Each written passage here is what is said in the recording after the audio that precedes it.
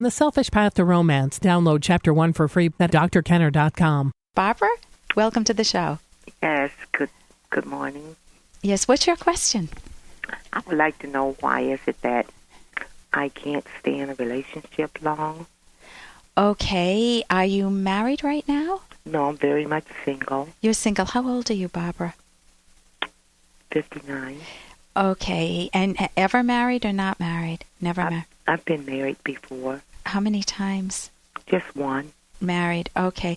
And can you give me a quick example of what you mean by not being able to stay in a relationship? It just seemed like I am the one that's giving more in the relationship than the guy. Okay, are you currently in a relationship? Yes, I am. And what is it? Does it feel familiar, like you've been there before? These are the types of relationships you get into? Not really. Oh, this is new. Yes. What's new about this relationship? We're long distance, like from one state to another. Okay, what state is he in? Michigan. Michigan, and you're? Ohio. You're in Ohio, okay. So tell me what's good about this relationship. When we meet up together, it's good in the conversation, but it just seems like to me that whenever he wants to get in contact with me, he always can, 24/7. But when I want to get in contact with him, for the most part, his phone is off, and it makes me believe other things. Okay, such as what? That he's probably involved with someone else because the two of us are so far apart. It's almost like what I'm thinking in my mind, that he probably think he can tell me anything and I have no way of proving. Okay, is it possible he's even married? I've known of several situations where that's occurred. No, he's not married. How do you know that? I know that. Okay. But he may be involved in other relationships, you're saying. That's what I think. How often do you see him? About twice a month. Twice a month. Okay. What keeps either of you from moving to be with one another? What keeps you apart? For me, I don't want to go anywhere because I've already established friends and everything. But he says that eventually he will move up here, but I don't think so. Okay. What are you hearing as you speak about this relationship with him, this guy from Michigan? What are you hearing in this? Both. Okay. So how would you like to end it? I've tried to over the phone and even in person, and he don't want to hear it. Well, wait a minute. How many people does it take to end a relationship? One. Yeah, okay. So help me understand why you're picking somebody. I know I've been to conferences, and I know it's easy to connect with somebody long distance, and not that I have. I've been happily married for years. But, I see people doing that. They meet, they fall passionately in love, and it's genuine, but they can't keep it going because it's long distance, and both of them have their roots in different states, and neither of them want to uproot. What caused you to pick someone's long distance? I really fell for him when I first saw him. Okay, what about this man what character traits, what would I observe if I saw him that made you just melt in his arms? His conversation, his looks, and the way he keeps himself. Okay, meaning what? The way he dresses, and he holds a good conversation. Okay, how does he make you feel about yourself? He makes me feel great, but then when I can't get in contact with him, my mind gets to wandering. Okay, so he needs to build trust, and he's not doing his fair share. And certainly keeping the phone, unless he's working for the CIA or FBI, or he's got some other reason why he can't keep the phone on that's legitimate, I agree with you, it raises huge questions as to why someone would keep the phone off all the time. It certainly isn't building trust. What does he say about keeping his phone off? He tells me that Hey, I got to interrupt this because we've got to pay some bills. 30 seconds, that's it. A very quick ad, and then Ellen will be back. Romance. I wish I knew more about what girls want from a relationship. Boy, I wish I knew more about what I want. Where's that ad I saw? Here it is. The Selfish Path to Romance, a serious romance guidebook. Download Chapter 1 for free at selfishromance.com and buy it at amazon.com. Huh. The Selfish Path to Romance. That is interesting. What does he say about keeping his phone off? He tells me that his phone is something wrong with it. He keeps going out, but then you can always replace that. Okay, yeah, that does sound like a very frail excuse.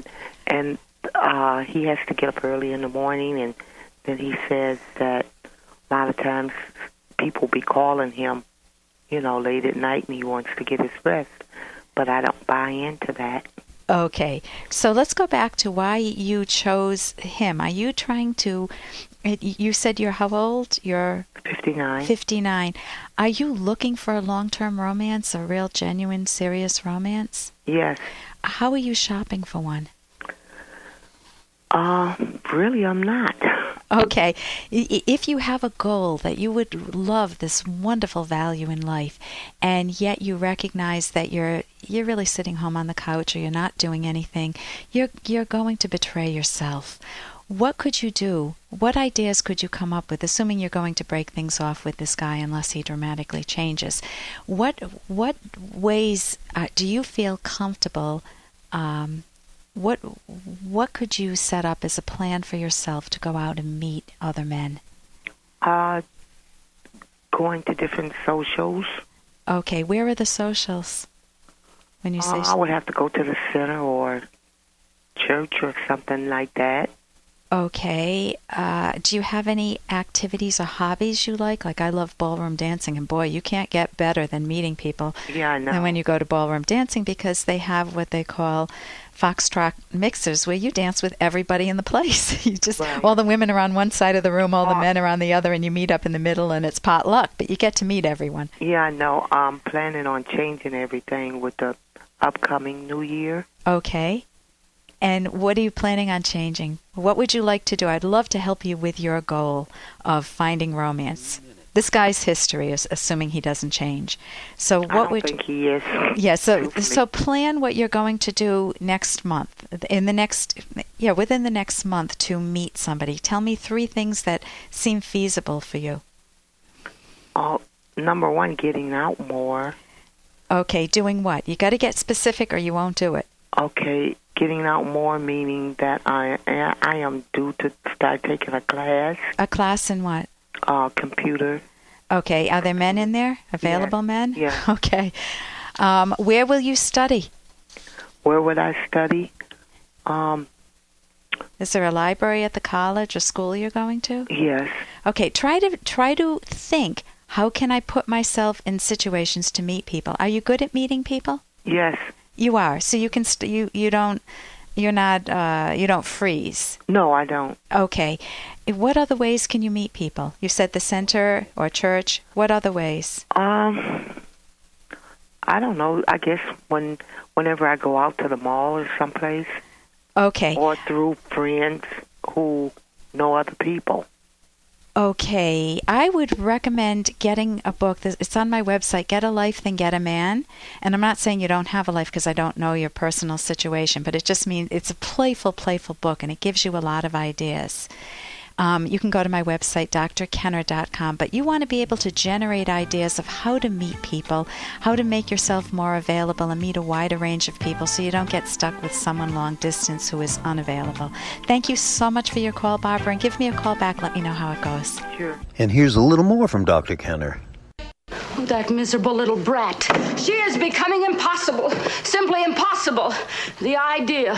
She's always been a spiteful little pest since the age of 1. Do you know she kept throwing her toys out of her crib so that I would have to keep stooping over to pick them up? She has always had some kind of gripe against me. Okay, you can just picture that mother when the kid's 1 year old, the kid's throwing the toys out, and the mother is concluding that she's got some gripe against me. My kid hates me. My kid's out to get me. Obviously, it's not the kid. The kid's just learning about gravity. Another parent would look at this and say, how cute. Look, every time I throw all the stuffed animals in her crib, she tosses them out. This is fun. This is a game. So obviously, one of the problems we have as parents is we can project onto our kids character traits that they don't have. And then it can become a self-fulfilling prophecy because we cast them in a role, either the spoiled kid, the bratty kid, the quiet kid, the stupid kid, even the ambitious kid can put a lot of pressure on a kid. And we want to be able to leave it open for the kids and look at our kids more objectively. For more Dr. Kenner podcast, go to drkenner.com and please listen to this ad.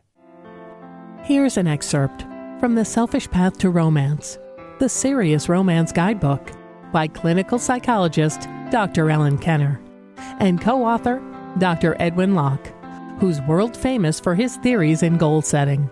Taking pride in one's appearance is important in romance. Infatuation aside, you want a partner whose looks you enjoy. Preferences and looks are very personal. A woman who delights one man might leave others indifferent or even turned off. And the same goes for women evaluating men. Romance will not work if your partner physically turns you off. Ideally, you want to view your partner as the most beautiful or attractive partner in the world. That is, attractive to you personally. You can download Chapter 1 for free by going to drkenner.com. And you can buy The Selfish Path to Romance at amazon.com.